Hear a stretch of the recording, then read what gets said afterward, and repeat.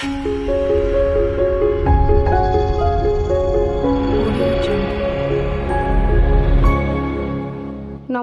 আমি রুমকি। তোমরা প্রত্যেকে দেখছো রুমকি লার্ন ফর টুডে। চলে এসেছি আজকে তোমাদের সামনে আরও একটি নতুন ভিডিও নিয়ে।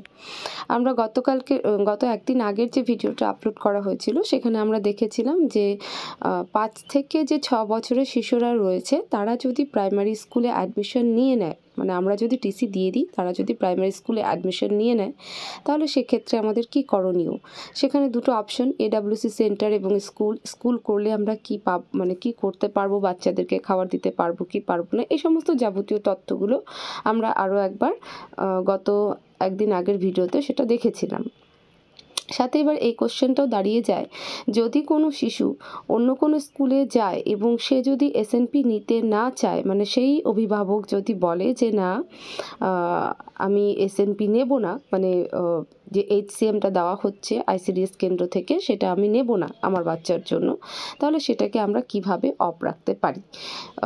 অঙ্গনওয়াড়ি সেন্টার বা স্কুল যেটা অপশন রয়েছে সেটা না করেই আমরা কি করে তার এইচসিএমটাকে অফ করে রাখতে পারি, বা পোষণ ট্রেকারে তাকে প্রেজেন্টের ঘরে আমরা নিয়ে আসলামই না, এরকম কি রাস্তা আছে, কি সোর্স আছে, সেটা আজকের ভিডিওতে আমরা দেখব।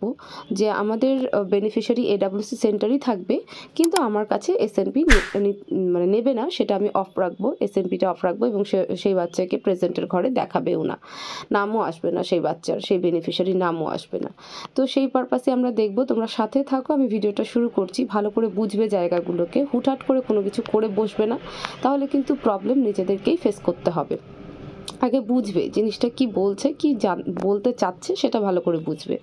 আচ্ছা, তার জন্য বেনিফিশিয়ারিকে আমরা কিভাবে এইচসিএম অফ রাখতে পারি, স্পেশালি 5 থেকে 6 বছরের কথা কিন্তু আমি বলছি, ওভারঅল বেনিফিশিয়ারি বলছি না, আমি স্পেশালি 5 থেকে 6। তো তার জন্য সরাসরি দেখো, পোষণ ট্রেকারে যে 3 থেকে 6 বছরের বেনিফিশিয়ারি ফাইলটা রয়েছে সেটাকে আমরা ওপেন করব। সেই ঘরটাকে আমি মার্ক করে রেখেছি। এখান থেকে একটা শিশুকে সিলেক্ট করে নিয়ে আমরা দেখব, ঠিক আছে। তো চলো 3 থেকে 6 বছরের শিশুদের ঘরটা আমি ওপেন করে নিচ্ছি এবং এখানে একটা মেয়েকে সিলেক্ট করে নিচ্ছি। করার পর তার ক্ষেত্রে কি কি আছে সেটা একবার চেক আউট করব।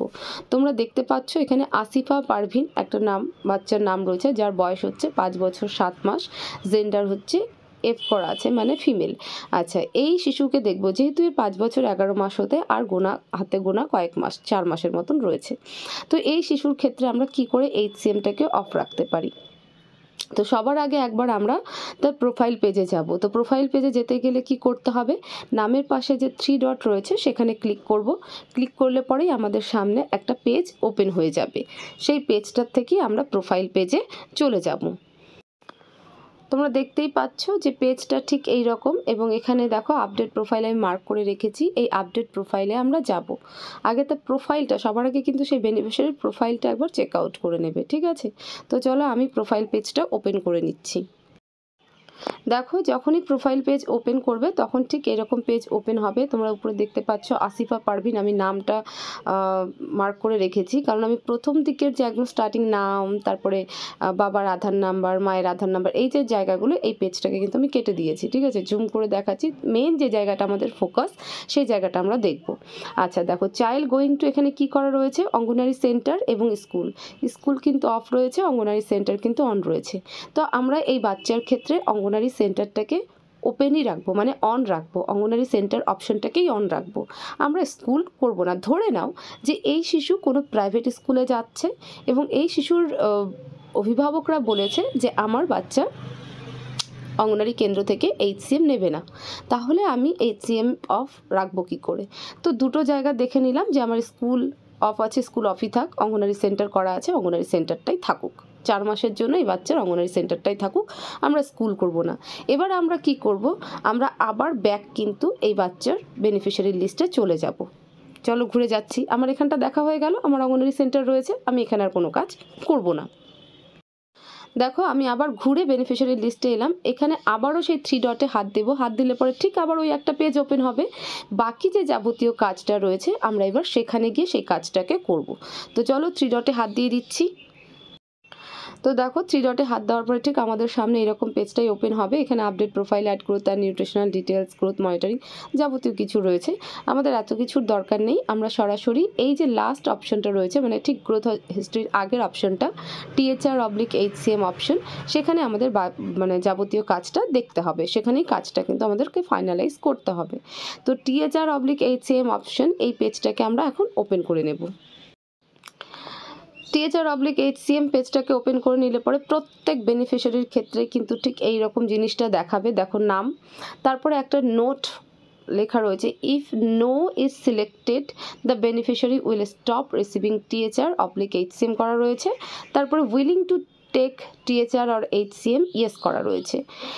এই যে willing to take THR or HCM মানে কি, যে এই বেনিফিশিয়ারি THR নেবে কি নেবে না। একটু সার্ভে খাতায় দেখো, সার্ভে খাতায় কিন্তু আমাদের নামের পাশে একদম লাস্টের দিকে ঘর থাকে না, যে প্রাক প্রাথমিক শিক্ষা নিচ্ছে কি নিচ্ছে না, পরিপূরক পুষ্টি নিতে ইচ্ছুক কি ইচ্ছুক না, ঠিক কিন্তু এই জায়গাটায় এই রকম যে willing to take THR or HCM, যেই বেনিফিশিয়ারি তোমার নিতে ইচ্ছুক কি ইচ্ছুক নয়, ঠিক আছে। তো সেই কারণে কিন্তু তোমার হচ্ছে এখানে ইয়েস করা রয়েছে। তো আমরা যদি এই জায়গাটাকে নো করে দিই তাহলে কি হবে, এই জায়গাটাকে নো করে দিলে পরে এই বেনিফিশিয়ারির ক্ষেত্রে HCM অফ হয়ে যাবে।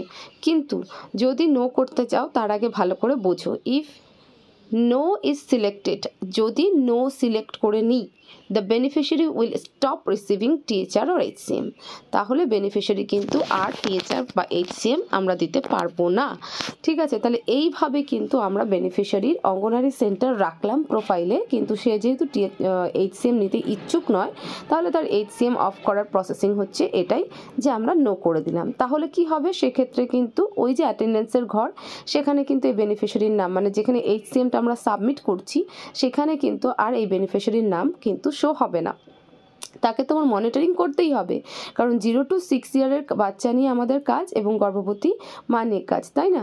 তো 0 to 6 ইয়ারের গ্রোথ মনিটরিং তো করতেই হয়, সেটা তো দিতেই হবে। সেটা তুমি বাচ্চা যদি প্রাইমারি স্কুলেও যায় তবুও আমাকে দিতে হবে, বাচ্চা প্রাইভেট স্কুলে গেলেও দিতে হবে, বাচ্চা ICDS সেন্টারে থাকলেও আমাকে দিতে হবে, সেটাতে কোনো ছাড় নেই। কিন্তু এই যে আমাদের সমস্যা হয়ে যায় যে এই বাচ্চাকে আমরা HCM দিচ্ছি না, তো বা HCM নিচ্ছে না, তবু হচ্ছে সেন্টারে রয়েছে, মানে প্রেজেন্টের ঘরে আসছে, তাহলে সেটা আমি কি করে অফ রাখতে পারি, তাহলে সেক্ষেত্রে এটা করতে পারো, কিন্তু ন্যাচারালি না করাটাই বেটার। যদি কারো ক্ষেত্রে মনে হয় যে না এই বাচ্চা কিছুতেই নেবে না, কোনো দিনই আসবে না, বা গার্জিয়ান বারবার করে বলছে, সেক্ষেত্রে গার্জিয়ানদের একটা রিটেন নিয়ে একটা নিজেদের বাঁচার পদ্ধতি, কারণ কখন কোনটা ঝামেলা তৈরি হয়ে যায় আমরা কেউ জানি না। তো সেক্ষেত্রে সেই অভিভাবকের একটা রিটেন নিয়ে লিখিত নিয়ে নিলে যে হ্যাঁ আমার বাচ্চা, আমরা চাই না আমার বাচ্চা এখানে মনিটরিং করছে, ওজন করছে, ঠিক আছে, কিন্তু HCM নেবে না, SNPটা নেবে না, সেরকম একটা রিটেন দিয়ে তারপরে তোমরা এই পোষণ ট্র্যাকারে তার HCMটাকে অফ করতে পারো। আর যেটা টেকনিক্যাল প্রবলেমের জন্য হয়ে যায় সেটা তো আলাদা ব্যাপার, সেটা তো পোষণ ট্র্যাকারের টেকনিক্যাল ইস্যু, কিন্তু যেটা আমরা নিজে ইচ্ছায় করবো সেক্ষেত্রে হুটহাট করে না করাটাই বেটার আমি বলবো। সেক্ষেত্রে গার্জিয়ান কাছ থেকে শুনে নিয়ে বা রিটেন নিয়ে করাটাই ভালো। তাহলে আশা করি বোঝাতে পারলাম যে বেনিফিশিয়ারিকে যদি আমরা স্কুল অপশনে ক্লিক না করি তা সত্ত্বেও কিন্তু আমরা তার HCMটাকে অফ করতে পারি। রাস্তার পাশে ঘর, গাড়ির আওয়াজ পাবেই, একটু অ্যাডজাস্ট করে নিও। হ্যাঁ, তাহলে আমরা এই জায়গাটা বুঝতে পারলাম, যদি বেনিফিশিয়ারিকে আমরা স্কুল অপশনে না রাখি 5 বছর 7 মাস, 5 বছর 8 মাসের শিশুদেরকে, তাহলেও কিন্তু সেক্ষেত্রে আমরা তার HCM বা THRটাকে অফ রাখতে পারি। কিভাবে রাখতে পারি সেই প্রসেসিংটা দেখিয়ে দিলাম। তবে তবুও আমি বলবো, যদি কোনো বেনিফিশিয়ারির ক্ষেত্রে তোমরা HCM অফ রাখতে চাও, অবশ্যই সেই ফ্যামিলির কিন্তু রিটেন অবশ্যই নেবে। এটা তোমাদের নিজের, মানে আমাদের নিজেদের ওয়ার্কারদের নিজেদের বাঁচার একটা জায়গা, নইলে পরে ঝামেলা হতে বেশিক্ষণ কিন্তু সময় লাগে না।